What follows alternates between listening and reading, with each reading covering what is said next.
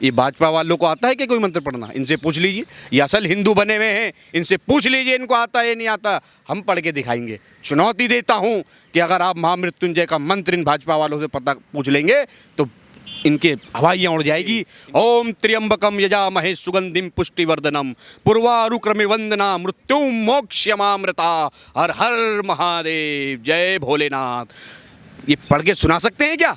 इनके बस की नहीं है। हनुमान चालीसा पर बहस करते हो, हनुमान चालीसा इनको कंठस्थ नहीं होगा। चुनौती देता हूँ, हनुमान चालीसा कंठस्थ है तो आओ और बता दो। हमारे साथ जो है एक तेज तरार प्रवक्ता मौजूद हैं और एक सोशल एक्टिविस्ट के तौर पे भी जाने जाते हैं, आकाश जी नाम है। सबसे पहले मेरा यही सवाल आपसे कि जो है जिस तरीके से पूरी जो चर्चा की जा रही है, मेरा सवाल यही है कि जो पूजा को लेकर के सवाल उठ रहे हैं, महंत जी जाकर के याचिका डाल रहे हैं कि हमें जो है शिवलिंग का जो मिला है, जो बाबा जी प्रकट हुए हैं, उसका हमें पूजा करने का जो अनुमति दी जाए, इसको लेकर के आपके मन में क्या चल रहा है? देखिए, सबसे पहले तो मैं ये कहूँगा कि पूजा करने की अनुमति तो काशी एक ऐसी नगरी है जो बाबा की ही नगरी है, बाबा भोलेनाथ की नगरी है, महादेव की नगरी है। आज से पहले इनके जो बताना है कि हम पूर्वजों से हैं, इससे पहले आप कहाँ थे? इससे पहले आप थे कहाँ? ये प्रश्न है। उनसे भी प्रश्न पूछा जाना चाहिए कुलपति तिवारी से कि आखिर आप इतने वर्ष कहाँ थे? आज जब ये मामला तूल पकड़ रहा है, आज जब बहस गर्मा गर्म है, तब आप भी गरम गरम पे हथौड़ा मारने का काम कर रहे हो और उस पर ये चाह रहे हो कि वहाँ उस पर मेरा भी अधिकार जम सके, मैं भी कहीं ना कहीं से उसमें से कुछ ना कुछ बाबा के नाम पर उसका फ़ायदा उठा सकूं, और इससे ज़्यादा कुछ नहीं। लेकिन महंत जिस तरीके से जो है अभी तो इस पर खुलासा भी नहीं हुआ है कि वो शिवलिंग है कि फवारा है, लेकिन इससे पहले ही महंत जी का ये कहना कि जो है बाबा जी प्रकट हो गए हैं, शिवलिंग की पूजा पाठ करने की अनुमति दी जाए, ये इसको लेकर क्या?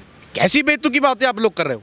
कैसे इस बात को आप तूल देने का काम कर रहे हो? ये गलत है। और इस देश के अंदर बाबा का, भोले बाबा का मजाक बनाने का काम जो लोग कर रहे हैं, सत्ता में बैठे लोग और उनकी आड़ के अंदर इस प्रकार के धार्मिक लोग जो केवल धर्म के नाम पर अब चोला पहन करके इस देश को बर्बाद करने का काम कर रहे हैं, सनातन संस्कृति को बर्बाद करने का काम कर रहे हैं और हिंदुस्तान की गंगा जमनी तहजीब को तबाह करने का काम कर रहे हैं, इससे ज़्यादा और कुछ भी नहीं कर रहे हैं। महंत जी तो ये कह रहे हैं कि ऐश्वर्य मंडप है जिसके नीचे खजाना ही खजाना छुपा है। ये ऐश्वर्य मैं तो कह रहा हूँ कि होना चाहिए। अगर जो मैंने पहले भी कहा है कि अगर जो वहाँ बाबा है, ऐश्वर्य मंडप है, गर्भगृह है और सिंह द्वार है, तमाम तरीके की चीज़ें सनातनी है भैया। काशी तो मैं समझता हूँ कि बाबा की नगरी है। वहाँ तो आप इस मट्टी में भी बाबा का वास है, वहाँ वृक्षों में भी बाबा का वास है, वहाँ पत्तों में भी बाबा का वास है। आप कैसे एक जगह बाबा को सीमित करने का सोच सकते हो कि बाबा वहीं सीमित है? काशी नगरी वो है जो बाबा ने स्वयं बसाई है और बाबा वहाँ पर स्वयं विराजमान है। इन जैसे झूठे तर्कों को लेकर के, जिस प्रकार के बेकार और बेतुके तर्कों को लेकर के आप इस देश के अंदर, इस देश की मिट्टी, गंगा जमनी तहजीब को ख़राब करने का काम कर रहे हैं, इसी भाईचारे को ख़राब करने का काम कर रहे हैं और इससे ज़्यादा कुछ भी नहीं कर रहे हैं। अच्छा, एक पक्ष ये कहता है कि जो है शिवलिंग की पूजा करने की मांग हो रही है, बाबा जी प्रकट हो गए हैं, इस तरीके की तमाम दलीलें दी जा रही हैं। ये कह रहे हैं दूसरे पक्ष के जो लोग कि जो है हमें ये बता दीजिए कि असली शिवलिंग है कौन सा, काशी विश्वनाथ में जो मौजूद है वो, या फिर जो यहाँ मिल गए हैं वो? आखिर पूजा किसकी करना चाहते हैं? देखिए, ये तो प्रश्न बहुत वाजिब है। ये वाजिब है क्योंकि ये प्रश्न वाजिब इसलिए ज़्यादा हो जाता है क्योंकि जो मुस्लिम पक्ष के वकील हैं वो भी हिंदू समाज से आते हैं, वो मुस्लिम नहीं है, वो भी हिंदू ही समाज से आते हैं। और उन्हों का जो प्रश्न है ये बिल्कुल मैं समझता हूँ वाजिब है कि आप लाखों उन भक्तों की आस्था का मजाक बनाने का काम कर रहे हैं। जो वहाँ जो इस समय मौजूद है काशी विश्वनाथ मंदिर, उसके अंदर जो शिवलिंग है, वो शिवलिंग आखिर उसकी लाखों लोग उसको अपना आस्था का प्रतीक मानते हैं। उनकी आस्था, उनकी भावनाएं लाखों लोगों की, करोड़ों देश के भक्तों की उससे जुड़ी हुई है। आखिर ये प्रश्न लोगों के सामने, देश की जनता के सामने, बाबा भोले के भक्तों के सामने इन्होंने खड़ा कर दिया है कि हमारा असली शिवलिंग ये है या शिवलिंग वो है। ये लोग बताएंगे। इस देश में कंकर में शंकर है। ये लोग बताएंगे कि कहाँ शंकर है, कि ज्ञानवापी में असली शिवलिंग है या बाबा विश्वनाथ का जो असली है वो शिवलिंग है। इनसे शर्म आनी चाहिए। मैं समझता हूँ, मैं निंदा करता हूँ ऐसे लोगों की जो इस देश के अंदर बाबा भोलेनाथ का, महादेव का मजाक बनाने का काम कर रहे हैं, उनकी आस्था, उसके भक्तों के आस्था के साथ खिलवाड़ करने का काम कर रहे हैं। ये जवाब देना पड़ेगा इस देश को। ध्यान रखिए, इस देश को इन सरकारी ताकतें, मैं कह रहा हूँ, मैं सरकारी ताकतें जान के रहो, सरकारी ताकतें इसके अंदर मिली हुई है। जो चाटुकार मीडिया जो मिला हुआ है, ये गोदी मीडिया, सिर्फ और सिर्फ अपना मसाला लेने के लिए, अपनी टीआरपी बढ़ाने के लिए बाबा को बदनाम करने का काम कर रहा है। न्यायालय ने अभी तक माना नहीं है कि वहाँ शिवलिंग है, लेकिन ये चाटुकार मीडिया ने मान लिया है कि वहाँ शिवलिंग है। इनको अधिकार किसने दिया है कहने का कि हाँ वहीं शिवलिंग है?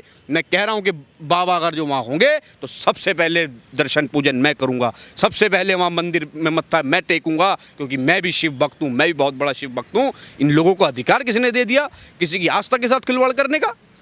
लेकिन हिंदू पक्ष के जो वकील हैं, उन्होंने ये कहा है कि अगर कोई किसी घर में जा कर के नमाज अदा कर देगा तो क्या वो मस्जिद हो जाएगा क्या?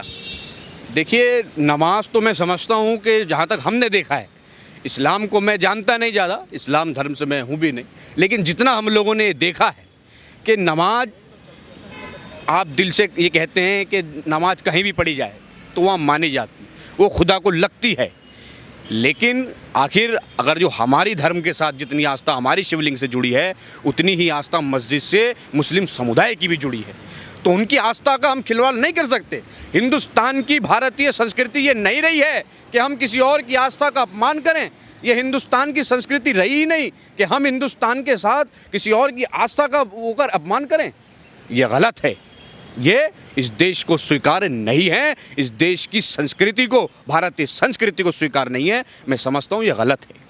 अच्छा, आप जो है इतना बोल रहे हैं, एक सवाल मेरा, इसका भी जवाब दे दीजिए। लेकिन प्रधानमंत्री मोदी जी इस पे कुछ बोल नहीं रहे हैं। आप लोग जो है फिर भी मतलब एक तरीके से बीजेपी, देखिए मोदी जी, सुनिए, मोदी जी ने अभी राष्ट्रीय कार्यकारिणी की बैठक थी भारतीय जनता पार्टी की, अभी पीछे मोदी जी ने वहाँ क्या कहा, अपने कार्यकर्ताओं को क्या संदेश दिया कि आप शॉर्टकट मत अपनाइए। शॉर्टकट का तात्पर्य क्या है? शॉर्टकट मत अपनाइए, इसका तात्पर्य यह है कि आप इस लड़ाई को लंबा लीजिए, क्योंकि अभी 2024 की जंग बाकी है। और उसी के साथ साथ अभी रास्ते में गुजरात भी पड़ेगा, रास्ते में मध्य प्रदेश भी पड़ेगा, रास्ते में अभी 2-3-4 चुनाव पड़ेंगे, और वो राह पार करके असली डगर 24 की है। इसलिए 24 में शॉर्टकट मत लीजिए, 24 में शॉर्टकट मत लीजिए, लड़ाई को लंबा खींचिए।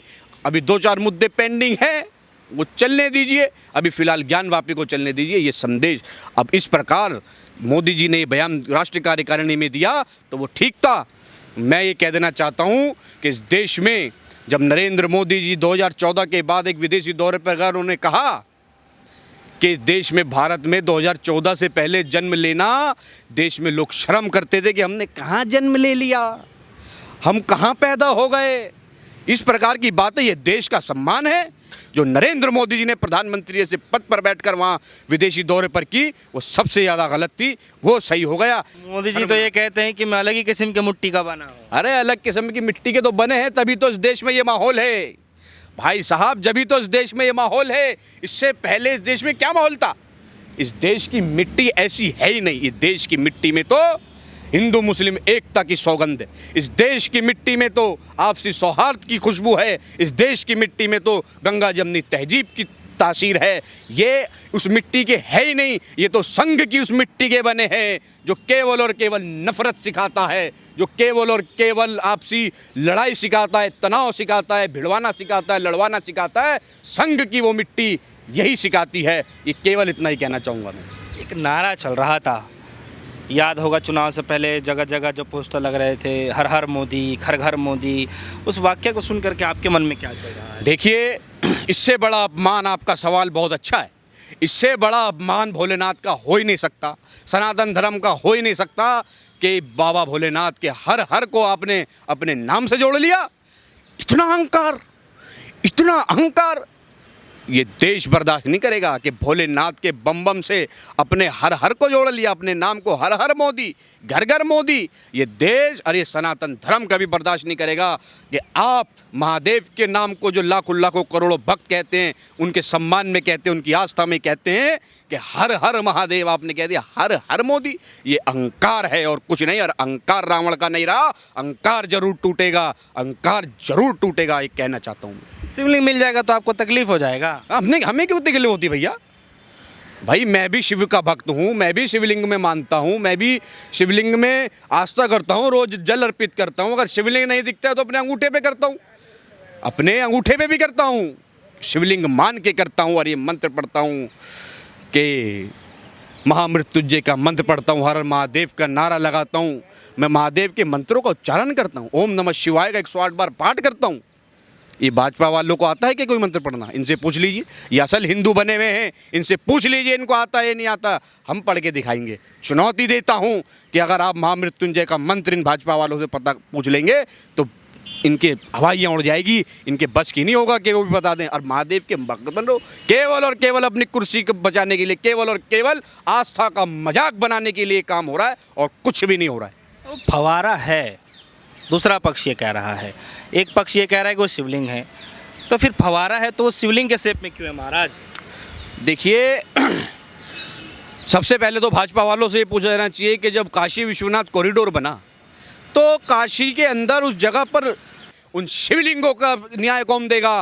वो जो लाखों शिवलिंग इन्होंने तोड़ डाले, जो महादेव का मंदिर इन्होंने लाखों तोड़ डाले, कॉरिडोर बनाने के लिए तोड़ डाले, केवल अपना नाम चमकाने के लिए, उत्तर प्रदेश का चुनाव जीतने के लिए, हिंदू हृदय सम्राट बनने के लिए। ये महादेव का सबसे बड़ा अपमान तो वही था। अब वो फुआरा है या शिवलिंग है ये तो माननीय सुप्रीम कोर्ट बताएगा। और अगर जो शिवलिंग शेप में क्यों है, वो कह रहे हैं उसके शेप अरे में। उसके शेप में तो बहुत कुछ है। अब ये लोग मजाक बना रहे हैं, खुद मजाक बना रहे हैं। भैया रोड पे कोई पत्थर गोल पड़ा उसको कह रहे हैं शिवलिंग है। ये महादेव का मजाक नहीं तो और क्या है, मेरे भोले बाबा का मजाक नहीं तो और क्या है। मजाक जिसे कहते हैं, और ये देश बर्दाश्त नहीं करेगा, शिव भक्त बर्दाश्त नहीं करेंगे, सनातन संस्कृति बर्दाश्त नहीं करेगी। ओम त्र्यंबकम यजामहे सुगंधिम पुष्टिवर्धनम पूर्वारुक्रमे वंदना मृत्यु मोक्षयमामृता हर हर महादेव जय भोलेनाथ। ये पढ़ के सुना सकते हैं क्या? इनके बस की नहीं है। हनुमान चालीसा पर बहस करते हो, हनुमान चालीसा इनको कंठस्थ नहीं होगा। चुनौती देता हूँ, हनुमान चालीसा कंठस्थ है तो आओ और बता दो। केवल और केवल अपने सत्ता चमकाने के लिए, आस्था के नाम का मजाक बनाने के लिए आप राजनीति करने का काम कर रहे हो, भोलेनाथ को बदनाम करने का काम कर रहे हो। ये देश बर्दाश्त नहीं करेगा। देख रहा है दूध पानी का पानी कैसे होगा? दूध का दूध पानी का पानी तो माननीय सुप्रीम कोर्ट करेंगे। वो तो लोगों ने अब डाल दिया है। तनाव जो पैदा करना था वो तो कर दिया, आपसी दीवार जो खाई पैदा करनी थी वो उन्होंने कर दी। लेकिन अब ये देश ये देख रहा है कि आखिर जो देश के असल मुद्दे हैं, चाहे वो महंगाई का हो, चाहे वो बेरोजगारी का हो, चाहे वो महिलाओं पर हो रहे अत्याचारों का हो, दलितों पर हो रहे अत्याचारों का हो, वो मुद्दों से ध्यान भटकाने के लिए इस देश के असल मुद्दे वो हैं। उन असल मुद्दों से ध्यान भटकाने के लिए केवल मंदिर और मस्जिद से इस देश को बांटा जा रहा है। इस देश में खाई पैदा करने का काम ये भारतीय जनता पार्टी कर रही है। ये देश कभी बर्दाश्त नहीं करेगा, ये मैं बता रहा हूँ आपको। चलिए।